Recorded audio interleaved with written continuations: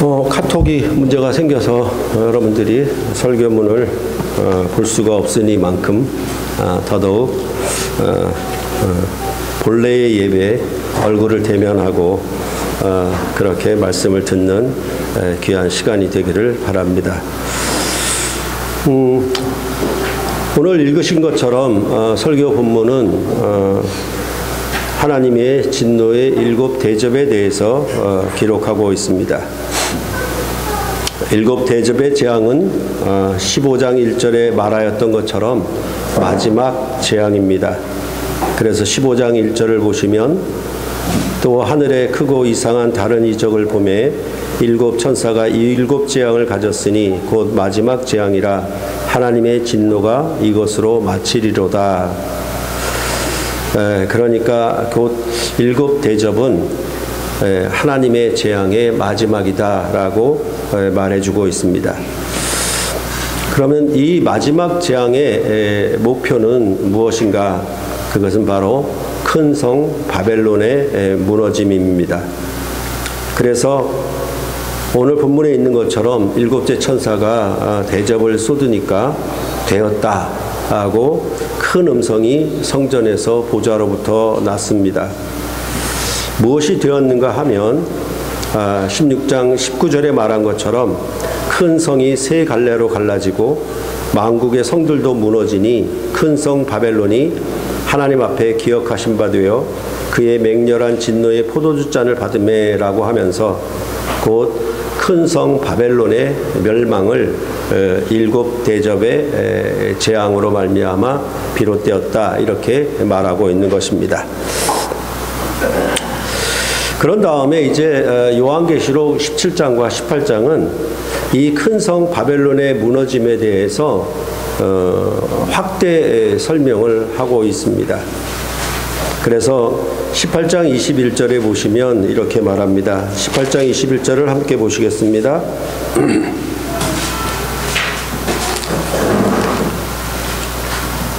이에 한 힘센 천사가 큰 맷돌 같은 돌을 들어 바다에 던져 이르되 큰 성 바벨론이 이같이 비참하게 던져져 결코 다시 보이지 아니하리로다. 계속 여러분께 말씀드렸던 것처럼 여기에 큰 성 바벨론은 요한계시록에 나오는 아시아의 7 교회를 핍박했던 로마를 가리킵니다. 여기 18장 21절의 말씀과 같이 여러분이 아시는 것처럼 로마 제국은 사라져서 이제 다시 보이지 않게 되었습니다. 그런 다음에 이제 요한계시록 19장과 20장은 어린 양의 혼인잔치에 청함을 받은 자들이 복이 있을 것을 말하면서 이는 하나님의 참되신 말씀이다 이렇게 말을 하고 있습니다. 그러니까 이것은 말씀과 혼인잔치를 얘기하니까 이것은 언약을 통해서 혼인한 것, 그렇죠? 언약을 체결한 그런 모습처럼 여기서 기록을 하고 있는 것입니다. 그런데 그 언약이 무슨 내용인가라고 하면 그 언약은 이제 백마를 탄 자가 나오게 될 것이고 그 이름은 하나님의 말씀이라 일컫는 자가 될 것이라고 합니다. 그래서 하나님의 말씀이기 때문에 그의 입에서 나오는 예리한 검으로 만국을 치는 만왕의 왕이요 만주의 주라고 그렇게 말했습니다. 그러므로 이제 19장부터 20장은 만왕의 왕으로 만국을 심판하는 왕권을 가진 이가 이제 19장에 도래할 것이다 이렇게 말씀을 하고 있는 것입니다. 그러면 하나님의 말씀인 이분이 예리한 검으로 만국을 치는 것에 대해서 설명해 나가는 것은 곧 19장에 이어지는 내용으로 보아서는 짐승과 땅의 임금들과 거짓 선지자들을 심판할 것이고 그 다음에 옛 뱀, 곧 마귀요 사탄인 용을 심판하는 것이 20장에 나옵니다. 그러니까 19장과 20장이 거의 연속적이죠. 그러니까 먼저 짐승과 땅의 임금들과 거짓 선지자를 심판하고 최종적으로는 그 사탄, 그러니까 바알세불이라 일컫는 이런 왕을 완전히 심판하는 내용이 20장에 나오고 있는 것입니다. 그러니까 이 기록한 것을 보면은 여기 19장부터 20장에 나오는 최종의 종말의 심판, 이것은 7대접의 재앙이 맞춰지고 그 다음에 이제 짐승과 땅의 임금들과 거짓 선지자들 그리고 사탄을 멸망케 하는 최종적인 심판이 이루어질 것임을 말을 하고 있는 것입니다.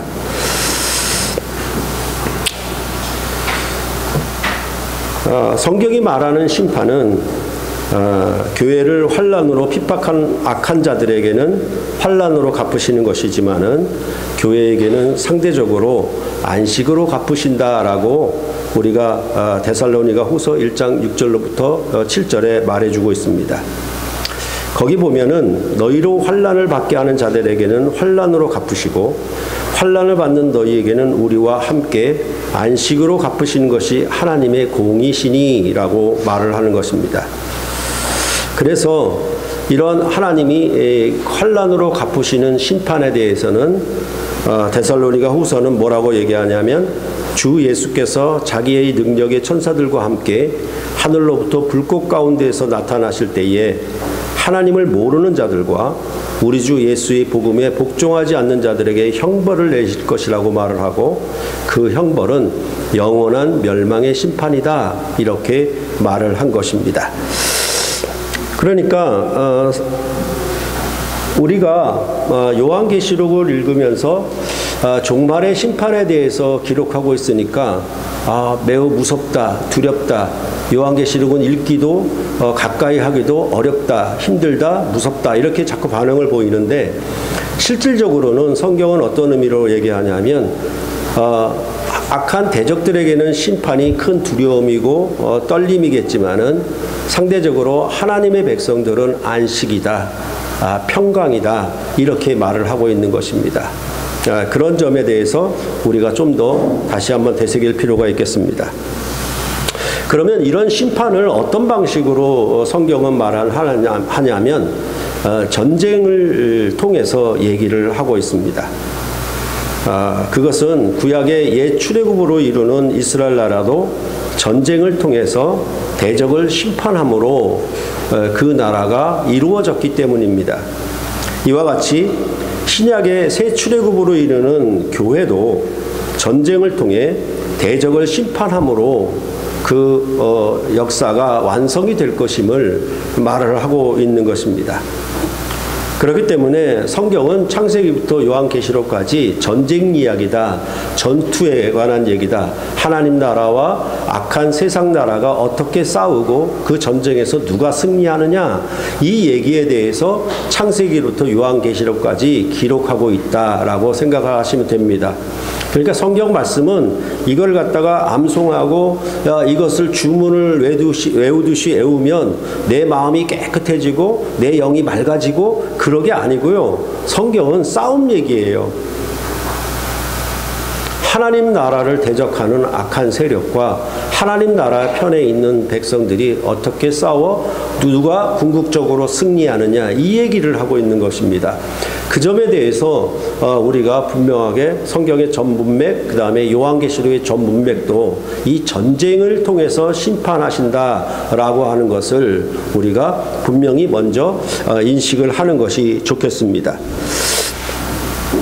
그래서 이러한 심판에 대해서 요한계시록은 일곱 인, 일곱 나팔, 일곱 대접이라고 하는 세 가지 삶 중에 7 시리즈를 반복하면서 하나님의 심판을 얘기하는 것이 요한계시록의 주된 구조입니다. 그래서 7인은 심판을 어떻게 할 것인가라고 하는 그 경영, 그 어떤 그 마스터 플랜 이것에 대해서 7인은 책에 인을 떼는 방식으로 말을 해서 두루마리 책에 기록된 말씀을 어떻게 열어 보이고 어떻게 시행할 것인가에 대하여 말을 하는 것이 일곱 인에 관한 얘기고, 그 다음에 일곱 나팔은 그 심판을 처음으로 시작하는 실행에 관한 내용을 얘기를 하고 있고, 그 다음에 일곱 대접은 그 심판을 최종적으로 완성하는, 완결하는 그런 내용을 말하고 있는 것으로 구성이 되어 있습니다. 그러니까 일곱인, 일곱 나팔, 일곱 대접으로 그렇게 요한계시록은 하나님이 심판을 하는 것을 말을 하고 있다는 점을 다시 한번 우리가 그 구조적인 것을 생각하시고, 그럴 때에 이 일곱 대접은 항상 그 일곱 나팔과 아주 긴밀하게 관계가 있어요. 일곱 대접과 일곱 나팔이 그 7을 4 플러스 3으로, 그렇죠? 앞에 4개를 말하고 뒤에 3개를 이렇게 묶어서 말하는 방식으로 4 플러스 3의 비슷한 구조로 성경은 말하고 있기 때문에도 이 대접과 나팔이 밀접한 관계가 있고, 그런데 이 일곱 대접과 일곱 나팔에 대하여 이게 시간적인 순서를 나타내는 것이냐 아니면 같은 일을 반복 재현하는 것이냐에 대해서 항상 논란이 있습니다. 이런 논란에 대해서 저는 일곱 나팔이 시작이라면 일곱 대접은 그 완성으로 보고 있습니다.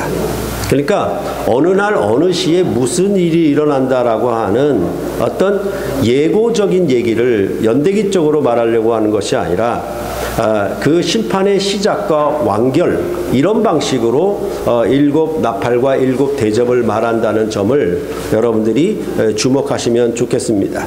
그래서 최근에 여러 번 여러분에게 말씀드렸던 것처럼 이것은 출애굽 때에 이스라엘 백성이 홍해에서의 싸움의 승리, 그 다음에 가나안 정복에서의 승리, 이 두 가지 큰 싸움의 승리로 이스라엘 나라가 출애굽을 완성했다라고 말씀드렸던 것을 기억하시면 이 일곱 나팔과 일곱 대접의 관계에 대해서 우리가 정리를 하실 수가 있을 것입니다. 그런데 일곱인과 일곱 나팔에서는 여섯째와 일곱째 사이에 항상 그 끼워둔 장들이 나왔어요. 그렇죠? 그러니까 여섯째 인을 떼고 일곱째 인을 떼는 그 사이에 보통 주석가들이 이건 삽입된 거다 아니면 막간이다 이렇게 하는 내용들이 기록되고 있었거든요. 또한 여섯째 나팔과 일곱째 나팔 사이에도 여기 삽입이나 막간이라고 부르는 내용들이 끼워 있었어요. 그런데 일곱 대접에 있어서는 여섯 번째 대접과 일곱 번째 대접 사이에 끼워 있는 것이 없어요. 그냥 막바로 그 심판이 진행되는 방식으로 그렇게 최종적인 심판의 성격을 나타내기 때문에 그렇게 진행되는 것으로 연결되어 있는 것을 우리가 보아야만 합니다. 그래서 여섯째인과 일곱째인 사이에 저는 이제 이걸 삽입이나 막간으로 부르지 않겠다고 여러분에게 말씀을 드렸죠. 이러한 일들은 항상 모든 전쟁사에 공통적으로 나오는 일이라서 여러분께 그렇게 말씀을 드렸습니다. 더군다나 출애굽기를 배경으로 하게 되면 출애굽기에 나오는 모든 재앙과 그 전쟁에 대한 내용들에 있어서 그것을 막간이나 아니면 삽입이나 이렇게 부르는 적이 없습니다. 마찬가지로 그건 항상 전쟁의 연장선상에서 보아야 되는 것이지 그것을 따로 분리해서 넣어도 되고 안 넣어도 되는 삽입이나 막간 이렇게 얘기해서는 곤란하다라고 말씀을 드렸습니다. 그래서 여섯째인과 일곱째인 사이에는 뭐가 있냐면 그들의 진노의 큰 날이 이르렀으니 누가 능히 서리요라고 요한계시록 6장 17절에 말을 하죠. 그런데 그 일곱째 인을 떼기 전에 뭐가 나오냐면 하나님의 종들의 이마에 인을 치기까지 네 천사가 땅의 사방의 바람을 붙잡아 불지 못하게 하는 일이 기록되고 있습니다. 그리고 14만 4천인에게 이마에 인을 치는 내용이 나오죠. 그러니까 이것은 뭐냐 하면 일곱인을 떼기 전에, 그러니까 최종적인 이 심판에 대한 경영을 마지막으로 최종적으로 시행하기 전에, 그걸 열어보이기 전에 뭐가 있냐면 하나님이 자기 백성에게 구별해서 이마에 인을 쳐서 그들을 따로 보호하는 내용들을 기록하고 있는 거예요. 그게 6째 인과 7째 인 사이에 14만 4천의 이마에 인을 치는 내용들을 특별히 기록해주고 있는 것입니다. 그거와 같이 6째 나팔과 7째 나팔 사이에도 뭐냐 하면 네가 많은 백성과 나라와 방언과 임금에게 다시 예언하여야 하리라 라고 그렇게 말을 하면서 그 두 증인으로 말미암아 1260일을 예언하는 내용이 나와요. 그러니까 다시 복음을 예언하는 내용이 나오죠. 그러니까 이렇게 7인과 7나팔 7 대접이 하나님의 진노를 나타내는 심판을 거의 비슷한 형식으로 내용을 기록하고 있는데도 사실은 7인과 7나팔에서는 최종적인 7번째 인 그리고 최종적인 7째 나팔 그 이르기 전에 반드시 무언가 이렇게 하나님이 자기 백성을 인을 치시고 자기 백성을 보호하는 내용들이 그 안에 기록되고 있는 거예요. 그런데 7 대접의 심판에서는 그게 전혀 나오질 않는다라는 것이죠. 그래서 말씀드린 것처럼 이는 7 대접이 이제 더 이상 무언가 여지를 두고 뭔가 구별을 하고 보호를 할 만한 그런 때가 아닌 거예요. 이거는 결정적으로 마지막에 뭐라 그럴까요? 뭐 복싱 경기 같으면 마지막 KO 펀치를 날리는 그런 거라고 얘기를 할 수가 있겠죠. 그런 내용이기 때문에 7 대접에서는 이렇게 그런 내용들이 7인과 7나팔과 같이 나타나지 않는다라는 점을 우리가 고려를 해야 될 것이고요.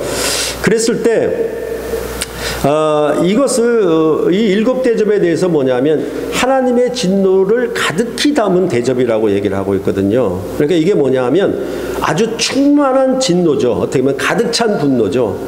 그렇죠? 요즘 말로 말하면 뭐 빵빵한 진노라고 그럴까요? 하여튼 엄청난 진노를 마지막에 이 7 대접의 심판을 통해서 재앙으로 심판하는 내용을 지금 이 요한계시록은 말을 하고 있는 것입니다. 그럴 때 이 7 대접은 땅에 쏟는 하나님의 진노예요. 그래서 16장 1절에 보면은 이렇게 말하죠. 또 내가 들으니 성전에서 큰 음성이 나서 7 천사에게 말하되 너희는 가서 하나님의 진노의 7 대접을 땅에 쏟으라 하더라 라고 말씀하고 있습니다.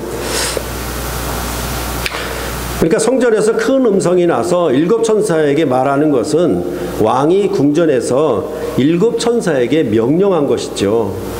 그래서 7 천사에게 명령해서 땅에 하나님의 진노를 가득히 7 대접으로 쏟으라는 명령이 떨어진 것이죠.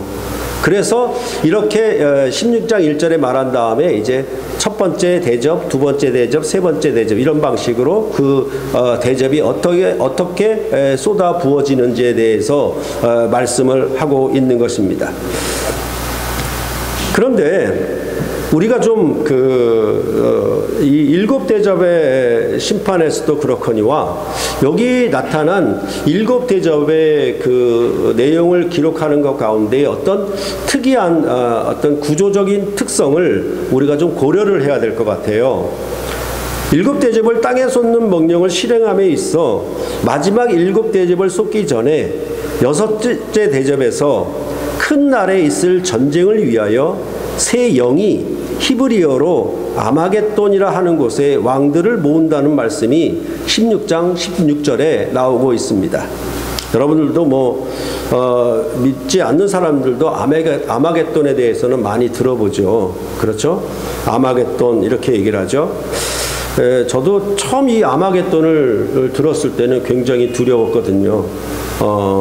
무슨 그런 이상한 그러니까 괴물들이 전쟁을 벌이는 그런 인상과 함께 저한테 굉장히 두려움을 주었던 단어가 이 아마겟돈이었거든요. 근데 여기서 말하는 새 영이라고 하는 것은 용과 짐승과 거짓 선지자들 그들의 입에서 나오는 이 귀신들을 가리켜 영이다 이렇게 말을 하고 있는 것입니다. 그런데 그러니까 이 여섯째 대접을 얘기하면서 뭐냐면 이 아마겟돈에서 큰 전쟁을 벌일 거예요. 큰 전쟁을 벌일 거라고 얘기하는 것이 여섯째 대접에 있어서 중요한 내용이고, 그리고 이제 마지막에 최종적인 일곱째 대접이 부어지는 것을 그 다음에 기록한다라는 것이죠.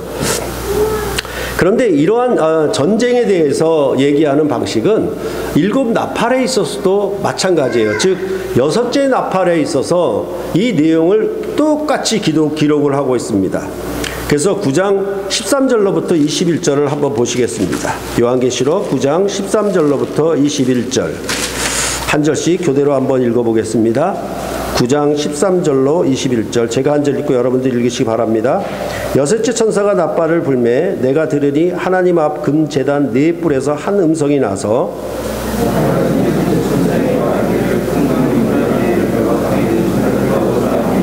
네 천사가 놓였으니 그들은 그년 월 일 시에 이르러 사람 3분의 1을 죽이기로 준비된 자들이더라.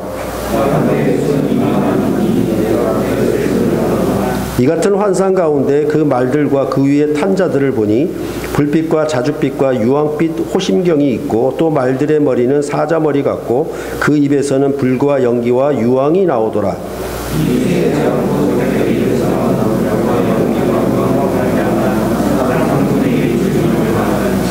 이 말들의 힘은 입과 꼬리에 있으니 꼬리는 뱀 같고 또 꼬리에 머리가 있어 이것으로 해하더라.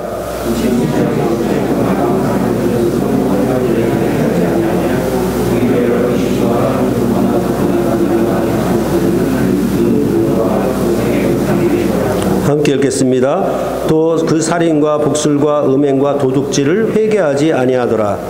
그러니까 여기도 그 마병대의 수가 2만만이다 이렇게 얘기를 하고, 그 다음에 말탄자, 그러니까 어떻게 무장을 했는가 얘기를 하고, 여기 말하는 것처럼 세 가지 재앙으로, 즉 불과 연기와 유황의 세 가지 재앙으로 사람의 3분의 1을 죽인다라고 말을 하고 있습니다. 여기도 보면은 큰 군대가 등장을 해요. 그리고 큰 싸움을 벌이는 내용을 역시 기록을 하고 있는 것입니다. 그러할 때 우리가 아마겟돈이라고 하는 것은 이제 세계 3차 대전이 일어난다라고 하는 것을 가리키는 것은 아닙니다. 또한 요즘에 중국의 힘이 워낙 커지니까 예전에 실크로드처럼 그 길을 따라 중국이 세계를 정복해 들어가는 것을 나타내는 것도 아닙니다. 또 로마인들이 가장 두려워했던 그 파르티아인들을 지칭해서 하는 말도 아닙니다. 그리고 그 유브라데 강은 바벨론의 보좌가 있는 곳이니까 그 강에다가 이 대접을 쏟으라는 것이거든요. 그렇게 말을 할 때에 여러분들이 이제 분명히 알아야 될 것은 아마겟돈이라고 하는 것은 그 말을 풀면 무깃도의 산이라고 하는 뜻입니다. 이것은 사사기 4장에서 이스라엘의 여선지자 드보라가 바락과 함께 가나안 왕 하빈이 보낸 시스라의 900승의 병거를 가진 군대를 싸워 이긴 곳입니다.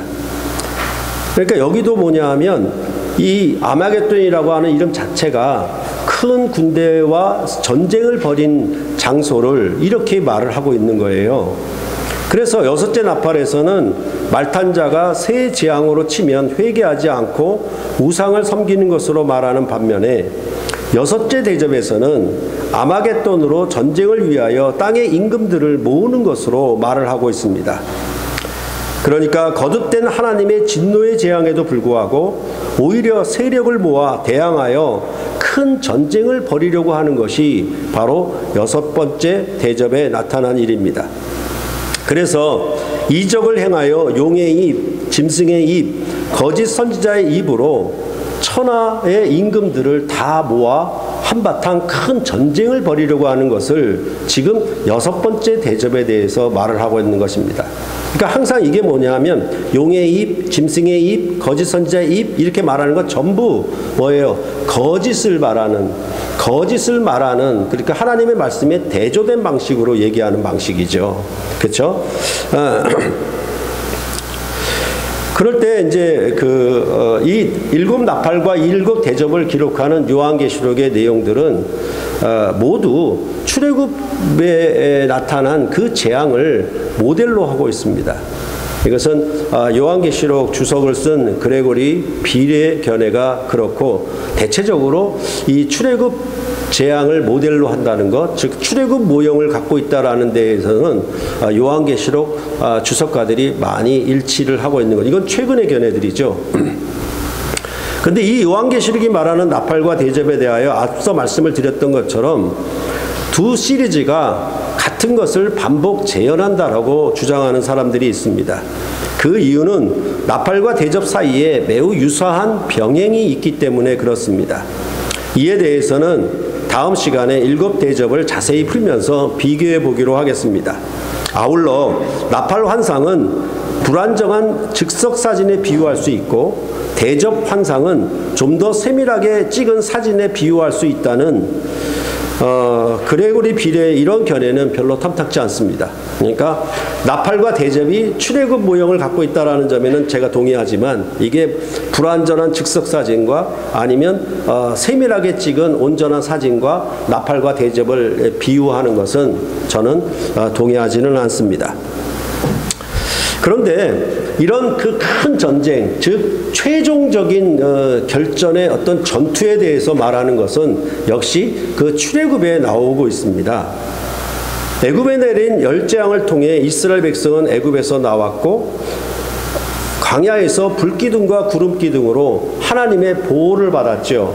이게 그 일곱 인과 일곱 나팔에 나오는 막간이나 삽입에 관계된 얘기나 마찬가지죠, 사실은.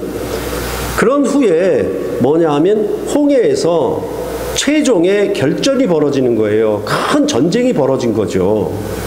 그래서 저는 항상 출애굽기를 읽으면서 왜 열재앙으로, 마지막 유월절 재앙으로 심판하면 이제 싸움은 끝난 건데 왜 다시 홍해에서 애굽의 군대와 싸우는 내용이 기록되는가에 대해서 잘 이해가 안 됐었거든요.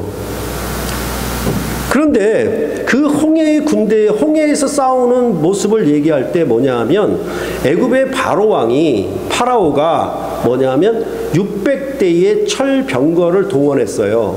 그리고 모든 군대 지휘관들을 총동원했죠. 그 말은 뭐냐 하면 이제 모든 군대들을 모아서 결전을 벌인다는 것을 얘기하고 있는 거예요. 그게 홍해 사건이에요.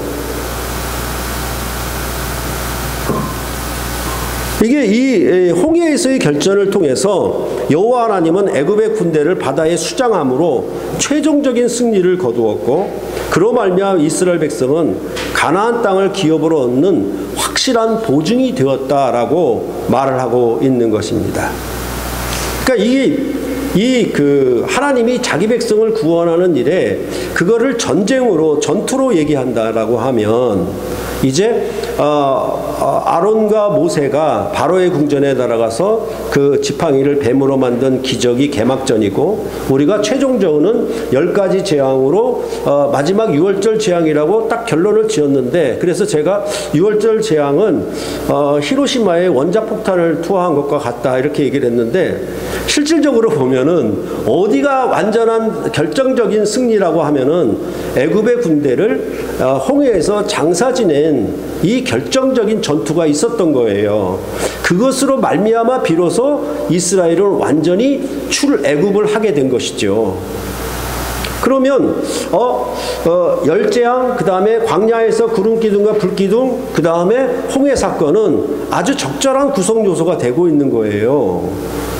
그래서 이런 점들을 우리가 기억하고 안다라고 하면, 이제 요한계시록에 나와 있는 이 큰 전쟁들에 대하여 우리가 바른 구조를 갖고 이해를 할 수가 있게 되는 거예요. 그래서 이러한 전쟁 패턴이 요한계시록 19장과 20장에서도 역시 반복되는 겁니다. 이제 먼저 백마를 탄 자가 백마를 탄 자를 하늘에 있는 군대들이 세마포를 입고 따라간다라고 해서 왕과 군대들이 나오죠. 그 다음에 이 백마를 탄 자는 예리한 검으로 만국을 칠 것이라고 얘기하고 철장으로 다스릴 것이라고 그의 통치를 말하는 방식으로 얘기를 합니다. 그런 다음에 이런 백마를 탄 자가 짐승과 땅의 임금들이 전쟁을 벌였는데 짐승과 거짓 선지자가 잡히고 짐승의 표를 받고 그의 우상에 경배하던 자들도 모두 말탄 자의 입으로 나오는 검에 죽임을 당한다라고 그렇게 말하고 있습니다. 그리고 용을 잡아서 1000년 동안 결박하여서 무적에게 감옥에 가두었다라고 얘기를 해요. 근데 그 1000년이 차고 나서 사탄이 그 옥에서 놓여놨다라고 말을 하면서 20장 8절에 또 뭐가 나오냐면 최종적인 결전을 얘기하는 내용이 나오고 있습니다. 20장 8절을 보시면은 이렇게 말하고 있습니다. 20장 8절에 7절부터 읽을까요? 1000년이 참에 사탄이 그 옥에서 놓여 나와서 땅의 사방 백성 곡과 마곡을 미혹하고 모아 싸움을 붙이리니 그 수가 바다의 모래 같으리라. 이 바다의 모래 같은 전쟁이 있었는데 그 기억이 안 나요. 그 이름이 뭐죠? 여러분들? 그게 뭐죠?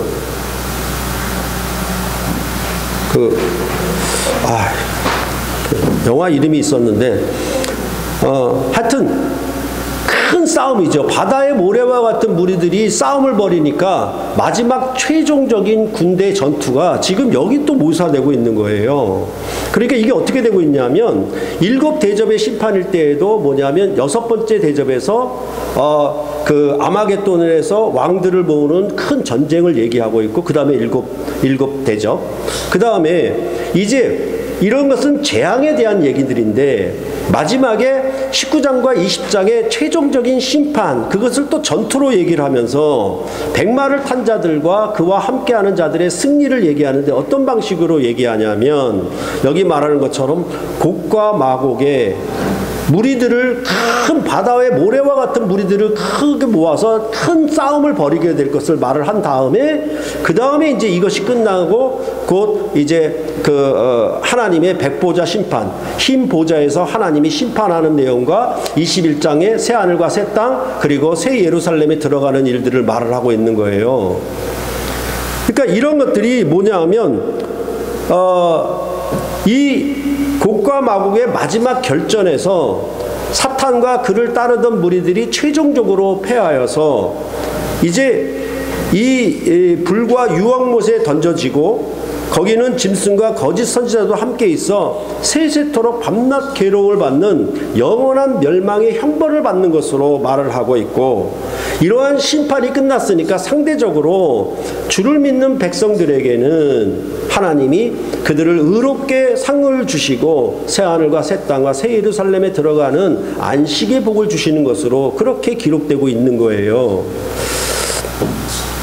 그렇다면 이러한 승리 후에 7대접을 가지고 마지막 7재앙을 담은 7천사 중 하나가 사도 요한에게 이렇게 말합니다. 21장 9절과 10절을 보시면은 이리 오라, 내가 신부 곧 어린 양의 아내를 내게 보이리라 하고 성령으로 나를 데리고 크고 높은 산으로 올라가 하나님께로부터 하늘에서 내려오는 거룩한 성 예루살렘을 보이니 라고 말을 하고 있어요.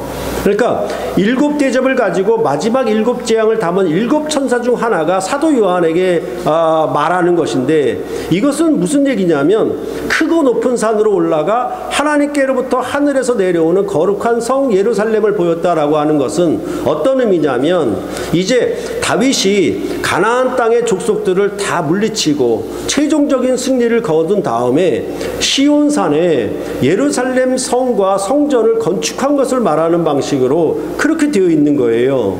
그러니까 이 19장에 20장에 이제 짐승과 거짓 선지자와 사탄을 멸하는 싸움, 이 마지막 전쟁에 있어서도 큰 전쟁에 승리한 후에 이제 거룩한 성 예루살렘을 주셨다, 이런 방식으로 이 요한계시록은 얘기를 하고 있는 것입니다. 그러할 때 이런 인과 일곱 나팔과 일곱 대접에 있어서 항상 뭐가 기록되고 있냐면 여기 말한 것처럼 나팔과 대접이 출애굽을 모델로 하고 있는데 그 모델은 열재앙과 그 다음에 홍해의 마지막 결정적인 전투 이런 모델을 가지고 와서 지금 대접과 나팔에 대한 심판을 그런 방식으로 똑같이 묘사를 하고 있다라는 거예요. 그러니까 성경은 무슨 얘기를 하고자 하는 거냐면 마지막 결정적인 전투에서 승리함으로 자기 백성을 구원하신다 이렇게 말을 하고 있는 거예요. 그리고 그 싸움에 이제 백마를 탄 자를 이제 세마포를 입은 하나님의 군대들이 하늘의 군대들이 그를 따라서 여기도 한 진영을 이루는 거죠. 그렇죠? 그리고 이 용에 참여해서 짐승의 표를 받은 사람들이 그들이 또 한 대적의 이 진영을 이루고 이렇게 양 진영이 바다의 모래와 같은 수많은 그 적군들이 큰 전쟁을 마지막 전쟁을 벌이는 것으로 그렇게 요한계시록은 얘기하고 이 전쟁의 승리를 통해서 새하늘과 새 땅을 기업으로 받는다 이렇게 말하는 것이 그것은 첫 번째 출애굽 때부터 시작한 그 전쟁의 패턴과 이제 요한계시록의 전쟁의 패턴 이런 모든 것들이 거의 일치하기 때문에 이 내용들에 대한 이유 즉 구조적으로 왜 이렇게 말을 하는 것인가에 대한 논란이 많지만은 사실은 우리가 출애굽 모형을 가져오게 되면 이것이 일곱 대접의 재앙이 끝나고 그 다음에 최종적으로 마지막 최종적인 심판에 대해서 말할 때 백마 탄 자가 와서 마지막 전쟁을 벌이고 그 전쟁에 승리함으로 마지막 새하늘과 새 땅에 들어가는 그런 영광된 승리의 구원을 말하는 방식이 똑같다라는 사실을 우리가 이해를 하면은 이제 16장으로부터 21장에 이르는 전체적인 내용에 대하여 여러분들이 어떻게 큰 전쟁을 통해 승리함으로 자기 백성에게 영원한 하나님 나라를 선물하시는가에 대해서 여러분들이 충분히 이해하시고 읽을 수가 있습니다. 그럴 때 우리가 이 일곱 대접에 나타난 이런 구조적인 모습을 볼 때에 한 가지 기억해야 될 것은 뭐냐 하면 이것은 하나님이 일방적으로 큰 전투에서 자기가 승리했다. 하나님은 신이니까 이것을 다 이루었지. 물론 패할 수가 있겠어. 라고 그렇게 얘기하는 것은 참으로 어리석습니다.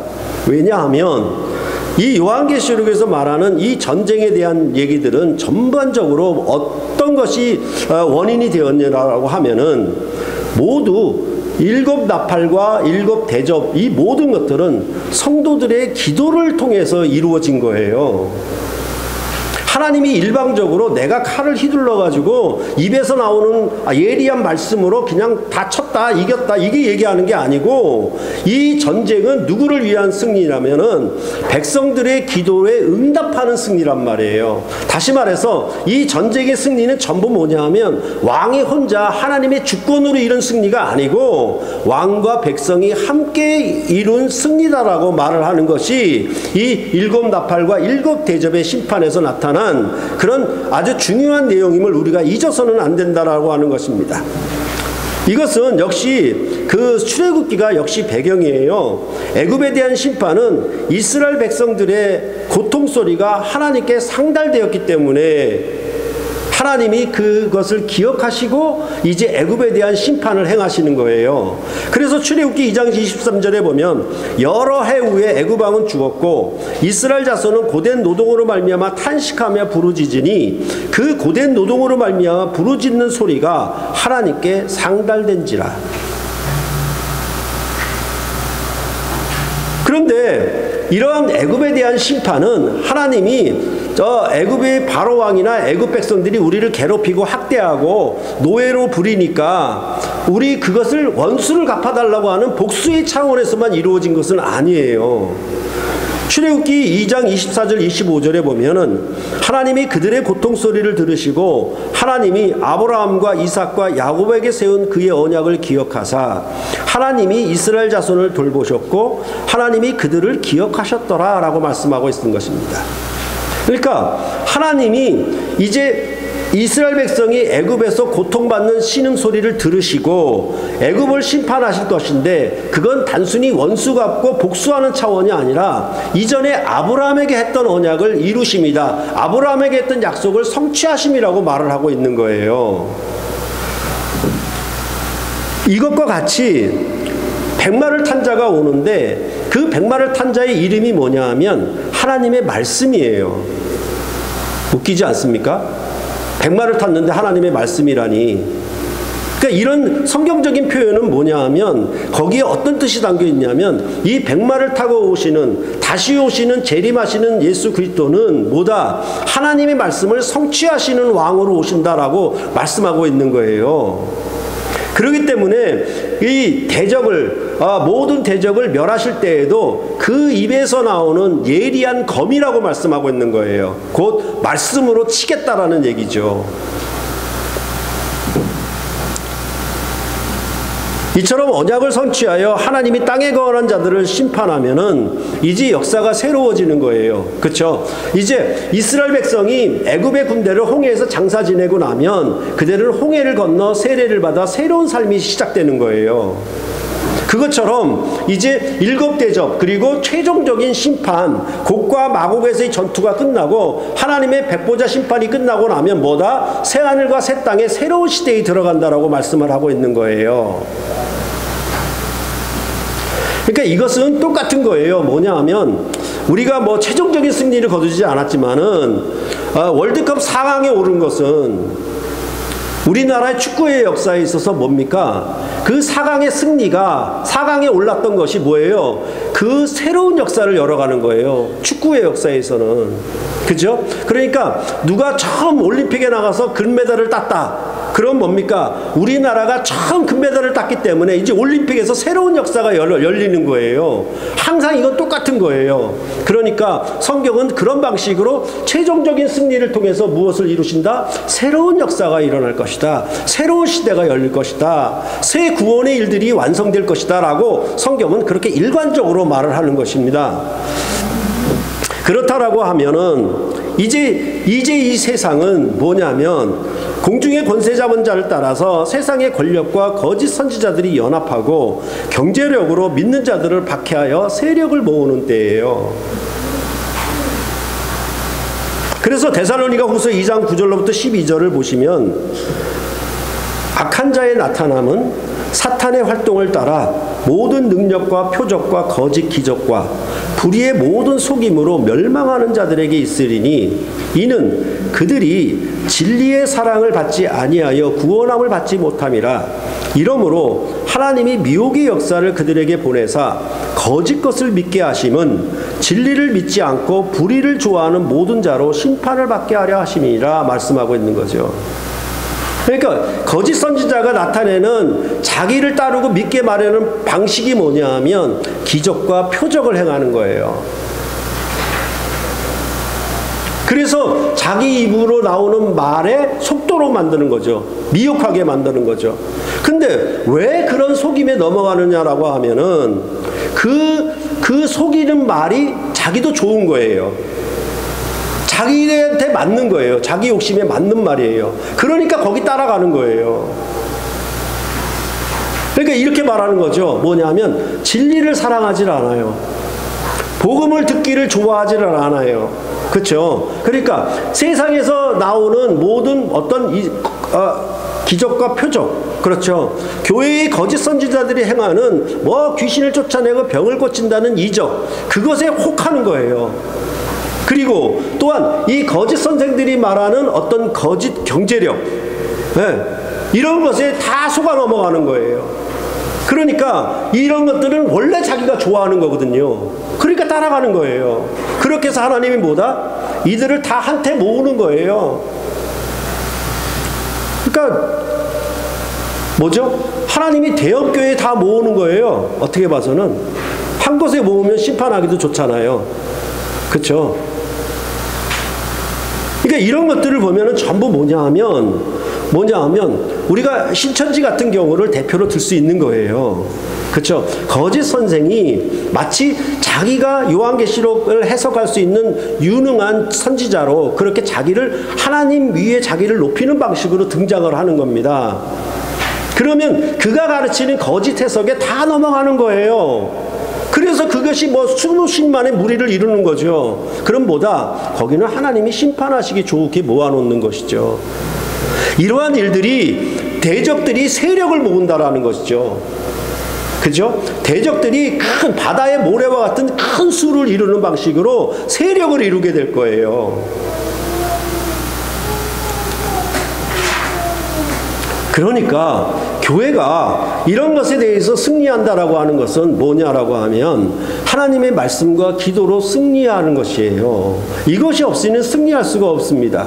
그렇죠? 그러니까 하나님의 말씀, 그 언약의 말씀을 사랑하고 그 말씀을 따라서 하나님의 언약이 성취되기를 기도하는 거예요. 이 두 가지가 없으면은 뭐가 되느냐? 이제 여지없이 패하고 말아요. 그러니까 한쪽은 뭐냐 하면 불의를 좋아하는 거예요. 그렇죠? 그러니까 세상의 어떤 정치 권력, 그 다음 거짓 선지자의 어떤 종교적인 속삭임에 속아 넘어가고, 그 다음에 또 뭐냐 하면 경제력에 속아 넘어가는 거야. 돈을 사랑하는 것에 넘어가는 것이죠. 그래서 뭐냐 하면 복음을 사랑하지를 않는 거예요. 그것이 뭐냐 하면 1차적으로 나타난 심판의 양상인 것이죠.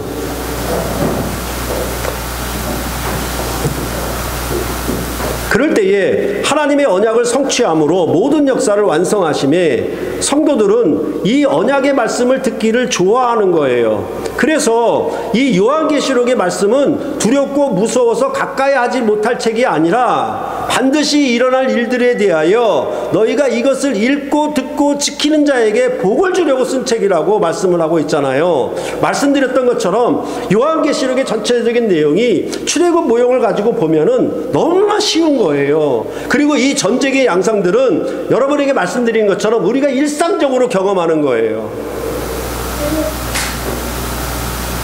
권투 경기도 1회전 시작하다가 잽잽으로 스파링하듯이 막 싸우다가 마지막에 최종적으로 KO시키는 거 아니겠습니까? 똑같잖아요. 모든 싸움이 다 그래요.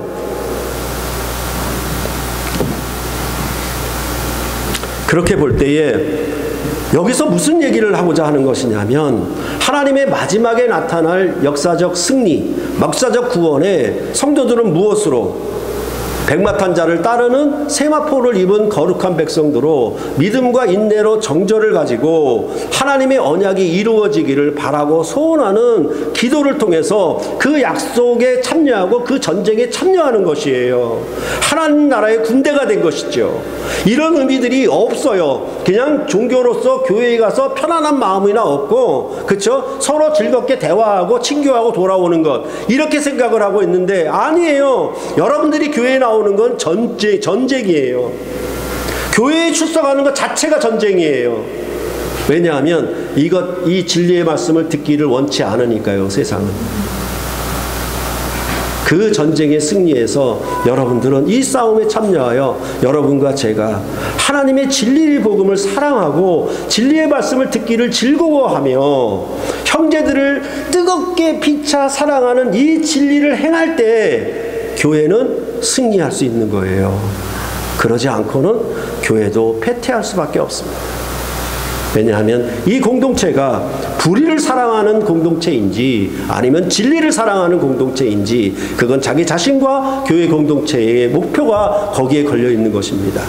그렇기 때문에 항상 하나님의 말씀과 기도로 거룩하여짐이라 이렇게 성경은 계속 얘기를 하고 있는 거예요. 말씀과 기도로 경건을 훈련해라 이렇게 얘기를 하고 있는 것이죠.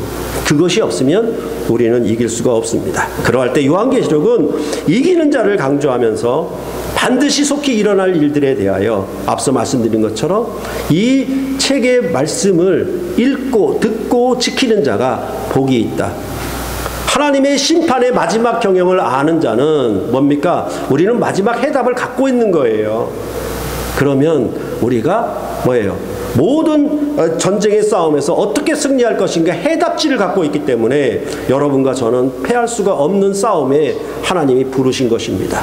그러므로 하나님의 언약의 성취를 바라고 그 언약의 성취에 참여하여서 하나님 앞에 기도하는 무기를 사용해서 여러분들의 이 복음의 진리를 사랑하고 그 말씀의 진리대로 행하는 삶이 더 풍성하게 자라나고 더욱 위력 있게 강건하고 견고하게 서서 우리는 세상을 이기는 자로, 이기는 교회로 설 수가 있는 것입니다. 이러한 마지막 격려를 하시고 이것을 알았으니 하나님의 말씀과 기도로 더욱 무장하는 여러분과 제가 되시기를 간절히 바라는 것입니다. 기도하시겠습니다.